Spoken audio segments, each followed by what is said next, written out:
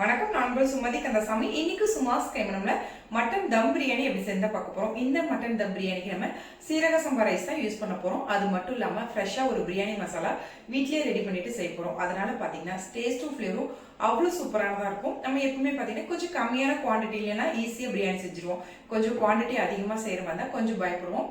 இன்னைக்கு நம்ம செய்ய போற பிரியாணி பாத்தீங்கன்னா பிகினர்ஸ் கூட ஈஸியா செஞ்சிடலாம். டேஸ்டும் ஃபிளேவரும் அவ்வளவு சூப்பரா இருக்கும். வாங்க எப்படி செய்யறதுன்னு பார்க்கலாம். நல்ல சூப்பரான டேஸ்ட்ல சீரக சம்பா அரிசி கூட மட்டன் சேர்த்து மட்டன் தம் பிரியாணி எப்படி செய்யறதா பார்க்க போறோம். அதுக்கு இன்னைக்கு நம்ம 1.25 கிலோவுக்கு மட்டன் எடுத்திருக்கோம். மட்டன் பீசஸ் பாத்தீங்கன்னா ரொம்ப பெருசா இல்லாம ஓரளவுக்கு நார்மல் சைஸ்ல தான் இன்னைக்கு நம்ம எடுத்திருக்கோம். சதைப்பகுதி கொஞ்சம் அதிகமாகவும் எலும்பு கொஞ்சம் கம்மியா இருக்கிற மாதிரி எடுத்திருக்கோம். நம்ம விருப்பம் தான், நம்ம எப்படி வேணாலும் எடுத்துக்கலாம். ரெண்டும் சரிசமமா கலந்து கூட எடுத்துக்கலாம். இப்ப பாத்தீங்கன்னா இந்த மட்டன் பீசஸ் கூட பாத்தீங்கன்னா கொஞ்சமா நம்ம வந்துட்டு கொழுப்பு எடுத்துக்க போறோம். கொழுப்பு சேர்த்தோம் அப்படின்னா நமக்கு மட்டன் பிரியாணி கொஞ்சம் நல்லா பசையா சாப்பிட்றதுக்கு ரொம்பவுமே நல்லா இருக்கும். கொழுப்பு அப்படி பெருசா போடாம கொஞ்சம் சின்னதா கட் பண்ணி வச்சிருக்கோம். இப்போ இந்த கொழுப்பை நம்ம தனியா வச்சிடலாம். இப்போ இது கூட நம்ம சேர்த்த வேணாம். இப்போ நம்ம எடுத்து வச்சிருக்கிற மட்டன் கூட நம்ம வந்துட்டு 1.5 டேபிள் ஸ்பூன் அளவுக்கு இஞ்சி பூண்டு பேஸ்ட் சேர்த்துக்கலாம். அடுத்து இதில் 2 டேபிள் ஸ்பூனுக்கு வீட்லேயே ரெடி பண்ண பிரியாணி மசாலா சேர்த்துக்கலாம். இது எப்படி ரெடி பண்ணுறதுங்கிற வீடியோ ஏற்கனவே நம்ம வந்துட்டு அப்லோட் பண்ணியிருக்கோம். தேவைப்படுச்சுன்னா இதோட லிங்க் தரேன், செக் பண்ணி பார்த்துக்கோங்க. வேற எந்த மசாலாவுமே நம்ம சேர்க்க போறதில்ல. காரத்துக்கு இந்த பிரியாணி மசாலா மட்டும்தான் இன்னைக்கு சேர்த்துட்டு இந்த மட்டன் பிரியாணி நம்ம செய்ய போறோம். அடுத்து இதுல 3 குழிக்கரண்டி அளவுக்கு நம்ம தயிர் சேர்த்துக்கலாம். தயிர் பார்த்தீங்க அப்படின்னா மொத்தமா ஒரு 1/2 கப் அளவுக்கு இருக்கும். அடுத்து இதுக்கு தேவையான அளவுக்கு உப்பு சேர்த்துட்டு இதை நல்லா கொஞ்சம் மிக்ஸ் பண்ணி எடுத்துக்கலாம். உப்பு கொஞ்சம் கூடுதலா குறைச்சலாம், அது எப்படி வேணாலும் சேர்த்துக்கலாம். அதுக்கப்புறம் நம்ம பிரியாணி செய்யும் போது அட்ஜஸ்ட் பண்ணிக்கலாம். இதை நல்லா மிக்ஸ் பண்ணி எடுத்துட்டு நம்ம ஃப்ரிட்ஜ்ல எல்லாம் வைக்கணும்னு அவசியமே இல்லை. அப்படியே ஓரமா வச்சுட்டோம் அப்படின்னா ஒரு 3/4 மணி நேரத்துல இருந்து 1 மணி நேரம் அப்படியே இருக்கட்டும். நம்ம எப்பவுமே பாத்தீங்கன்னா பிரியாணி செய்ய ஸ்டார்ட் பண்றதுக்கு முன்னாடி இந்த மாதிரி கொஞ்சம் மேரினேட் பண்ணிட்டு தனியா வச்சுட்டோம் அப்படின்னா நல்லா மட்டன் பீசஸ் கொஞ்சம் சாஃப்டா இருக்கும் நமக்கு சாப்பிட்றதுக்கு. இதை அப்படியே மூடி போட்டு ஓரமா வச்சிடலாம்.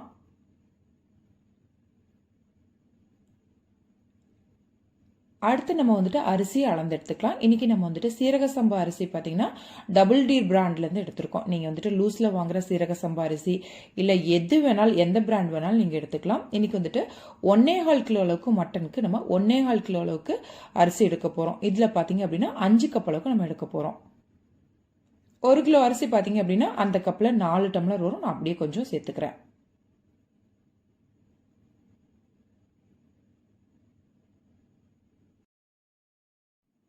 இப்போ நம்ம வந்துட்டு இந்த அரிசியை 2லேருந்து 3 தடவை நல்லா கழிஞ்சு எடுத்துக்க போறோம். அதுக்கப்புறமா ஒரு 2 டேபிள் ஸ்பூனுக்கு நெய் விட்டு நல்லா பெரட்டி எடுத்துக்க போறோம். இதை கொஞ்சம் நல்லா கழிஞ்சு எடுத்துட்டு வந்துடலாம். கழிஞ்சு எடுத்துட்டு தண்ணியை பார்த்தீங்கன்னா சுத்தமா வடிச்சு எடுத்துருங்க. கொஞ்சம் கூட தண்ணி எதுவுமே இருக்கக்கூடாது. அந்த அரிசியில இருக்கிற ஈரப்பதம் மட்டும் நமக்கு இருந்தா போதும். தண்ணி சுத்தமா இல்லாம வடிச்சு எடுத்துட்டு இதுல 2 டேபிள் ஸ்பூன் அளவுக்கு நம்ம நெய் போட்டு நல்லா பெரட்டி வச்சுக்கலாம்.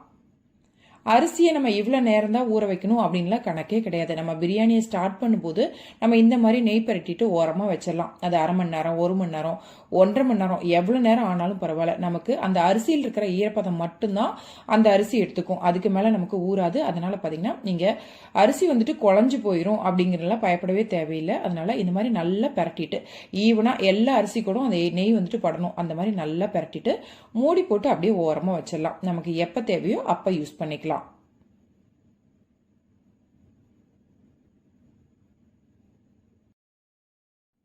அடுத்து இப்போ ஒரு குக்கர் வச்சுக்கலாம். நம்ம மொத்த பிரியாணியும் பார்த்தீங்கன்னா நம்ம இந்த குக்கரில் செய்ய முடியாது. ஏன்னா குவான்டிட்டி இன்னைக்கு கொஞ்சம் அதிகமாக நம்ம செய்யறதுனால முதல்ல நம்ம பிரியாணிக்கு தேவையான எல்லா பொருளையும் போட்டு தாளிச்சிட்டு மட்டனையும் சேர்த்து வேக விட்டுட்டு அதுக்கப்புறமா கொஞ்சம் பெரிய டபராக்கு நம்ம மாற்றிடுவோம். அதுக்காக முதல்ல பார்த்தீங்க அப்படின்னா 1/2 கப் அளவுக்கு எண்ணெய், அடுத்து 1/2 கப்போட கம்மியாக நம்ம நெய் சேர்த்துக்கலாம்.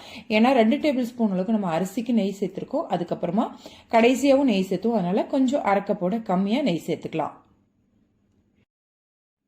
எண்ணெயும் நெய்யும் லைட்டாக சூடாகி வந்த வாட்டி இதில் பிரியாணிக்கு உண்டான ஹோல் ஸ்பைசஸ் இதில் சேர்த்துக்கலாம்.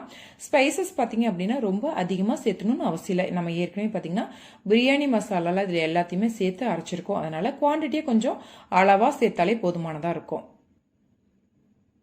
இதுலேருந்து கொஞ்சம் லைட்டாக ஃப்ளேவர் வரணும். இதை நம்ம கொஞ்சம் நல்லா கலந்து விட்டுட்டு அதுக்கப்புறமா இதில் ஒரு 8லேருந்து 9 பீஸ் அளவுக்கு மீடியம் சைஸ் ஆனியனை நல்லா மெல்லிஸாக கட் பண்ணி இதில் சேர்த்துக்கலாம். கொஞ்சம் மெல்லிசாக கட் பண்ணிட்டு சேர்த்தோம் அப்படின்னா நமக்கு கொஞ்சம் ஈஸியாக வதங்கிரும். முடிஞ்சால் இந்தளவுக்கு மெல்லிசாக கட் பண்ணலாம். இல்லை அப்படின்னா நம்ம விருப்பம் போல் எப்படி வேணாலும் கட் பண்ணிட்டு சேர்த்துக்கலாம். ஆனியன் வதங்குறதுக்கு தேவையான அளவுக்கு உப்பு சேர்த்துட்டு, ஆனியன் பார்த்தீங்கன்னா ரொம்ப செவக்க வதக்கணும்னு கூட அவசியம் இல்லை. ஆனால் பார்த்தீங்கன்னா ஓரளவுக்கு நல்லா லைட் கோல்டன் ப்ரௌனோட கொஞ்சம் அதிகமாக செவக்கிற அளவுக்கு நல்லா இதை வதக்கி எடுத்துக்கலாம். நம்ம ஆனியனை வதக்கிக்கிட்டே இருக்கணும்னு கூட அவசியம் இல்லை. நம்ம இந்த அளவுக்கு நல்லா மிக்ஸ் பண்ணி விட்டுட்டு மூடி போட்டுடலாம். கொஞ்சம் லோ ஃப்ளேம் டு மீடியம் ஃப்ளேமில் வச்சுட்டோம் அப்படின்னா ஒரு 3லேருந்து 4 நிமிஷத்துக்கு ஒருக்கா ஓப்பன் பண்ணி விட்டு நல்லா வதக்கி விட்டோம் அப்படின்னா டக்குன்னு நமக்கு ஆனியன் வதங்கிடும். குக்கரோட மூடியை கொஞ்சம் அப்படியே திருப்பி போட்டுக்கலாம். அப்படியே ஒரு 3லேருந்து 4 நிமிஷம் வதங்கட்டும். அதுக்கப்புறமா திரும்ப ஓப்பன் பண்ணி விட்டுட்டு திரும்ப நம்ம வந்து வதக்கி விட்டுக்கலாம். ஃப்ளேமை ரொம்ப ஹையாக வச்சிட வேணாம். கொஞ்சம் லோ டு மீடியம் ஃப்ளேமில் வச்சோம் அப்படின்னா நமக்கு வதங்கறதுக்கு கரெக்டாக இருக்கும். நமக்கு மொத்தமாகவே ஆனியன் வதங்கறதுக்கு ஒரு 10 நிமிஷம் எடுக்கும். அதனால கொஞ்சம் ஆனியனை கொஞ்சம் பொறுமையாக நம்ம வதக்கி விட்டுட்டு அதுக்கப்புறமா பிரியாணி செஞ்சோம் அப்படின்னா டேஸ்ட் ரொம்பவுமே நல்லாயிருக்கும். பாருங்க, ஆனியன் நமக்கு நல்லாவே வதங்கி வந்துருச்சு. கலரும் நல்லா மாறிடுச்சு. அடுத்து இதில் 3 பச்சை மிளகாயை நீல வாக்கில் இதில் கீரி சேர்த்துக்கலாம். அடுத்து 1.5 டேபிள் ஸ்பூன் அளவுக்கு இஞ்சி பூண்டு பேஸ்ட் சேர்த்துக்கலாம். நம்ம ஏற்கனவே மட்டன் மேரினேட் பண்ணுறதுக்காக இஞ்சி பூண்டு பேஸ்ட் சேர்த்துருக்கோம். அதனால 1.5 டேபிள் ஸ்பூன் அளவுக்கு சேர்த்தாலே கரெக்டாக இருக்கும். அடுத்து இதில் 3 டேபிள் ஸ்பூன் அளவுக்கு பிரியாணி மசாலா சேர்த்துக்கலாம். நம்ம ஏற்கனவே 2 டேபிள் ஸ்பூன் அளவுக்கு மட்டன் மேரினேட் பண்ணுறதுக்காக சேர்த்துருக்கோம். மொத்தமாக 5 டேபிள் ஸ்பூன் அளவுக்கு பிரியாணி மசாலா சேர்த்துக்கிறோம். நீங்கள் வந்துட்டு உங்களோட தேவைக்கு தகுந்த மாதிரி நீங்கள் வந்துட்டு அளவை கொஞ்சம் கூடுதலாக இல்லை குறைச்சலாக சேர்த்துக்கலாம். நம்ம இந்த பிரியாணி மசாலாலேயே ரெட் சில்லி அதுக்கப்புறம் காஷ்மீர் சில்லி சேர்த்துருக்கோம். அதனால் நமக்கு காரத்துக்கும் கலருக்கும் வேறு எதுவுமே சேர்க்கணும்னு அவசியம் இல்லை. அடுத்து 3 மீடியம் சைஸ் அளவுக்கு தக்காளியை கொஞ்சம் ஃபைன் பேஸ்ட்டாக அரைச்சிட்டு இதில் சேர்த்துட்டு அடுத்தா கொஞ்சம் ஒரு கைப்பிடி அளவுக்கு கொத்தமல்லி தழை, ஒரு கைப்பிடி அளவுக்கு புதினாவை கொஞ்சம் பொடியாக நறுக்கிட்டு சேர்த்துக்கலாம். எப்பவுமே பார்த்தீங்கன்னா புதினாவையும் நம்ம கொஞ்சம் நறுக்கிட்டு சேர்த்தோம் அப்படின்னா ஃப்ளேவர் ரொம்பவுமே நல்லாயிருக்கும். இது எல்லாத்தையுமே சேர்த்து ஒரு 3லேருந்து 4 நிமிஷத்துக்கு கொஞ்சம் மீடியம் ஃப்ளேமில் வச்சு நல்லா இதை கொஞ்சம் வதக்கி எடுத்துக்கலாம். கொஞ்சம் அந்த மசாலாவோட பச்சை ஃப்ளேவர்லாம் போகிற வரலும் கொஞ்சம் வதக்கினாலே போதும். ரொம்ப வதக்கிக்கிட்டே இருக்கணும்னு அவசியம் இல்லை. பாருங்க, இந்த அளவுக்கு வதங்கின வாட்டி நம்ம ஏற்கனவே மேரினேட் பண்ணி வச்சிருக்கிற மட்டனை இதில் சேர்த்துக்கலாம்.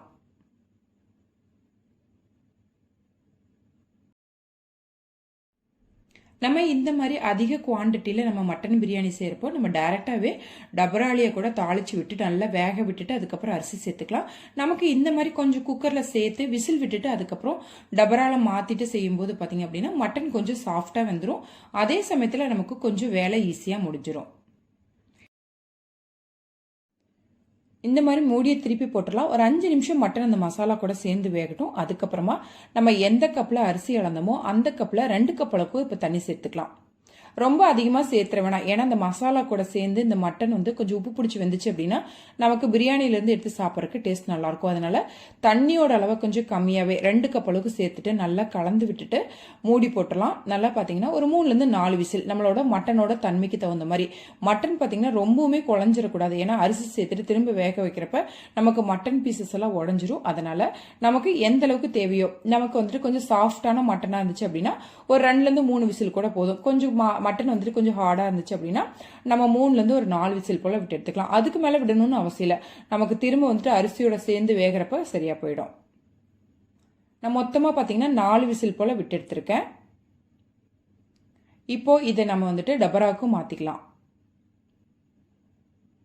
நீங்கள் கொஞ்சம் கம்மியான குவான்டிட்டி செய்கிற மாதிரி இருந்துச்சு அப்படின்னா அப்படியே டைரெக்டாகவே நம்ம குக்கரில் அரிசியை சேர்த்துக்கலாம்.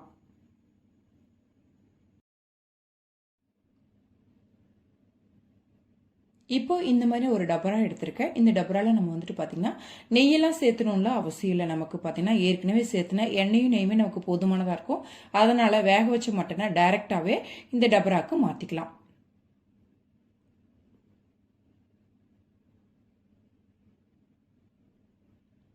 திரும்ப நம்ம அடுப்பை ஆன் பண்ணி விட்டுக்கலாம். அதுக்கப்புறமா நம்ம ஏற்கனவே ஒரு கப்பில் வந்துட்டு நம்ம கொழுப்பு எடுத்து வச்சிருக்கோம் இல்லையா, அந்த கொழுப்பை இப்போ இது கூட சேர்த்துக்கலாம். நம்ம முதல்ல கொழுப்பு சேர்த்துட்டோம் அப்படின்னா நமக்கு பார்த்தீங்கன்னா அப்படியே ஃபுல்லுமே உருகி மேலே ரொம்ப வந்துட்டு எண்ணெய் மிதக்கும். அதனால இப்போ சேர்த்தணும் அப்படின்னா நமக்கு கரெக்டாக இருக்கும்.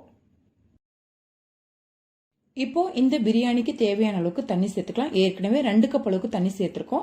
அடுத்தா இப்போ வந்துட்டு 8.5 கப் அளவுக்கு நான் தண்ணி சேர்த்துக்கிறேன். மொத்தமாக பார்த்தீங்க அப்படின்னா நம்ம 10.5 கப் அளவுக்கு தண்ணி சேர்த்துருக்கோம். 1 கப் அளவுக்கு அரிசிக்கு 2 கப்பை விட கொஞ்சம் ஜாஸ்தியாக சேர்த்துருக்கோம். நம்ம டைரெக்டாக குக்கரில் செய்கிற மாதிரி இருந்துச்சுன்னா நமக்கு 1 கப் அளவுக்கு அரிசிக்கு 2 கப் அளவுக்கு தண்ணி போதுமானதாக இருக்கும். நம்ம இந்த மாதிரி கொஞ்சம் ஓப்பனில் வேக விடுறதுனால ஒரு 1/2 கப் அளவுக்கு தண்ணி சேர்த்தோம் அப்படின்னா நமக்கு பிரியாணி சாப்பிட்றதுக்கு கொஞ்சம் சாஃப்டாக நல்லாயிருக்கும். இப்போ இந்த பிரியாணிக்கு தேவையான அளவுக்கு உப்பு சேர்த்துட்டு இது கொஞ்சம் நல்லா கொதி வரட்டும். கொஞ்சம் ஹை ஃப்ளேம்ல கூட நம்ம வச்சிடலாம்.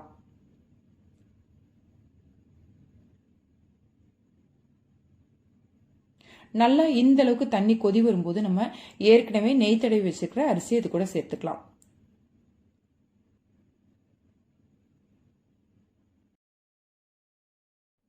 அரிசியை சேர்த்துட்டு ஃப்ளேமை கொஞ்சம் ஹைலியே வச்சுக்கலாம். கொஞ்சம் அரிசி பாதியே வந்து தண்ணி பாதியா சுண்டுற வரலும் கொஞ்சம் ஹை ஃப்ளேம்லயே வச்சுக்கலாம். இதை ரொம்ப வந்துட்டு கலந்து விட்டுக்கிட்டே இருக்கணும்ல அவசியமே இல்லை. ரொம்ப வந்துட்டு இந்த மாதிரி கிளறி கொடுத்துட்டே இருந்தாலும் நமக்கு பார்த்தீங்கன்னா அரிசியும் உடையும், நமக்கு வந்துட்டு மட்டன் பீசஸும் உடையும். அதனால லைட்டாக அந்த மாதிரி கொஞ்சம் மிக்ஸ் பண்ணி விட்டுட்டு கொஞ்சம் ஹை ஃப்ளேம்லேயே இருக்கட்டும். நமக்கு பாதி தண்ணி சுண்டி கொஞ்சம் அரிசி பாதி வேகிற வரலும். அரிசியெல்லாம் சேர்த்துட்டு கொஞ்சம் நல்லா கொதி வர ஸ்டேஜில் உப்பு வந்துட்டு நீங்கள் வந்துட்டு செக் பண்ணிக்கோங்க. கொஞ்சம் உப்பு தூக்கலாக இருக்கிற மாதிரி இருந்துச்சு அப்படின்னா நமக்கு பிரியாணி வெந்து முடிச்சு சாப்பிட்றப்ப கரெக்டாக இருக்கும். இடையில பார்த்தீங்கன்னா 1-2 தடவை இந்த மாதிரி லைட்டாக நம்ம வந்துட்டு அடிப்பிடிக்காம மிக்ஸ் பண்ணி விட்டுக்கலாம். ரொம்ப போட்டு கிளற வேணாம். லைட்டாக இந்த மாதிரி அடிப்பிடிக்காமல் இருக்க இந்த மாதிரி லைட்டாக மிக்ஸ் பண்ணி விட்டுக்கலாம். கொஞ்சம் இந்த ஸ்டேஜ் வரும்போதே நம்ம கொஞ்சம் மீடியம் ஃப்ளேமில் வச்சுக்கலாம்.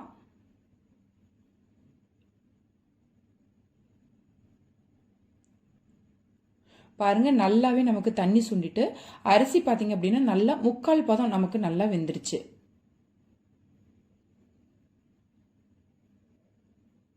நல்லா ஒரு தடவை இந்த மாதிரி நல்லா ஈவனாக மிக்ஸ் பண்ணி விட்டு அதுக்கப்புறமா இதில் ஒரு 2 டேபிள் ஸ்பூன் அளவுக்கு நம்ம நெய் சேர்த்துக்கலாம்.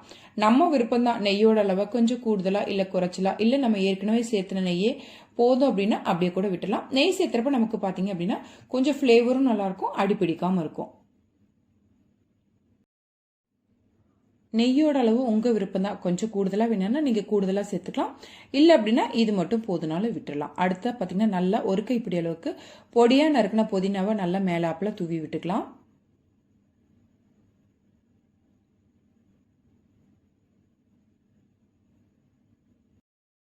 இப்போ ஒரு வாழலை வச்சு நல்லா கவர் பண்ணிட்டு அதுக்கப்புறமா தான் நம்ம தம் போட போகிறோம்.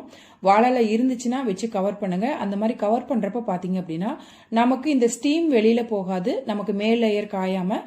அதே சமயத்தில் நமக்கு பார்த்தீங்கன்னா இந்த பிரியாணியோட ஃப்ளேவர் அந்த வாழலையை வச்சு கவர் பண்ணி செய்யறதுனால ஃப்ளேவர் அவ்வளோ சூப்பராக இருக்கும். வாழலை இல்லை அப்படின்னா நீங்கள் வந்துட்டு கொஞ்சம் பார்த்தீங்கன்னா ஃபாயில் ஷீட் மாதிரி இருந்துச்சுன்னா அதை வச்சு கவர் பண்ணலாம்.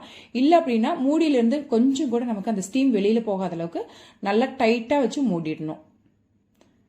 நமக்கு வந்துட்டு கோதுமை மாவு இல்லை மைதா மாவுலாம் வச்சுட்டு ஓரங்களெல்லாம் ஒட்டுவாங்க, அந்த மாதிரியெல்லாம் அவசியமே இல்லை. கொஞ்சம் மேலே வந்துட்டு நம்ம கொஞ்சம் வெயிட் வச்சுட்டோம் அப்படின்னா நமக்கு மூடி நல்லா கொஞ்சம் சீல் ஆகிடும். இப்போ தம் போடுறதுக்காக கீழே ஒரு தோசைக்கல் வச்சுட்டு அதுக்கப்புறமா நம்ம இந்த பிரியாணி பாத்திரத்தை மேலே வைக்க போகிறோம். கொஞ்சம் ஹை ஃப்ளேமில் ஒரு 2 நிமிஷம் வச்சோம் அப்படின்னாலே நமக்கு வந்துட்டு தோசைக்கல் நல்லா சூடாயிரும். அதுக்கப்புறம் லோ ஃப்ளேமில் வச்சு ஒரு 10லேருந்து 15 நிமிஷத்துக்கு நம்ம தம் போட்டு எடுத்துக்கலாம். மேலே ஒரு 3 லிட்டர் அளவுக்கு தண்ணி நான் வைக்கிறேன். நீங்கள் வந்துட்டு வெயிட்டான பாத்திரம் இல்லை வந்துட்டு இடிகள் மாதிரியெல்லாம் கொஞ்சம் வெயிட்டான கல் இருந்துச்சுன்னா மேலே தூக்கி வச்சுக்கலாம். நமக்கு முக்கியமான தேவை பார்த்தீங்கன்னா அந்த பிரியாணியோட ஸ்டீம் நமக்கு வெளியில் போகக்கூடாது, அவ்வளோதான். இப்போ பாருங்க நமக்கு மொத்தமாக பார்த்தீங்கன்னா ஒரு 15லேருந்து 20 நிமிஷம் ஆயிருக்கும். இப்போ நம்ம வந்துட்டு ஓப்பன் பண்ணிக்கலாம் பிரியாணியை. நம்ம இந்த மாதிரி தம் போட்டு எடுத்துட்டு உடனேவே கூட பிரியாணியை வந்துட்டு ஓப்பன் பண்ணணும்னு அவசியம் இல்லை. ஓரமாக எடுத்து வச்சிருங்க. ஒரு அரை மணி நேரத்துலேருந்து 1 மணி நேரம் பிரியாணி அப்படியே இருந்துச்சுன்னா கூட நமக்கு இன்னும் டேஸ்ட் கொஞ்சம் கூடுதலாக தான் இருக்கும். பாருங்க பிரியாணியை இந்த மாதிரி கொஞ்சம் அகலமான கரண்டியை வச்சு கொஞ்சம் இந்த மாதிரி லைட்டாக எடுத்து விட்டுக்கலாம். பிரியாணியை பார்த்தீங்கன்னா மொத்தமாக அப்படியே அள்ளுறதை விட இந்த மாதிரி கொஞ்சம் நல்லா எடுத்து விட்டு லைட்டாக அழகாக மிக்ஸ் பண்ணி விட்டுட்டு அதுக்கப்புறம் பரிமாறுறப்ப பார்த்தீங்க அப்படின்னா நமக்கு அந்த பிரியாணி கொஞ்சம் கூட குலையாமல் நல்லா உதிரி உதிரியாக சாஃப்டாகவே இருக்கும். நம்ம தேவைக்கு தகுந்த மாதிரி ஒரு பாதியை மிக்ஸ் பண்ணிட்டு பரிமாறிட்டு கூட மறுபாதியை நம்ம மிக்ஸ் பண்ணிக்கலாம். அது வந்துட்டு நம்ம விருப்பம்தான். உங்களுக்கு பார்க்கும்போதே நல்லாவே தெரியும், நல்ல கலர்ஃபுல்லாக நமக்கு பார்த்தீங்கன்னா கொஞ்சம் கூட குலையாமல் ஒன்னோட ஒன்று ஒட்டாமல் சாஃப்டாக அதுவும் கொஞ்சம் கூட அடி பிடிக்காமல் நமக்கு சூப்பராக நமக்கு ரெடியாகி வந்திருக்கு. இந்த மாதிரி பிரியாணி நீங்கள் ட்ரை பண்ணுறப்ப பார்த்தீங்க அப்படின்னா கொஞ்சம் கூட பயப்படவே தேவையில்லை.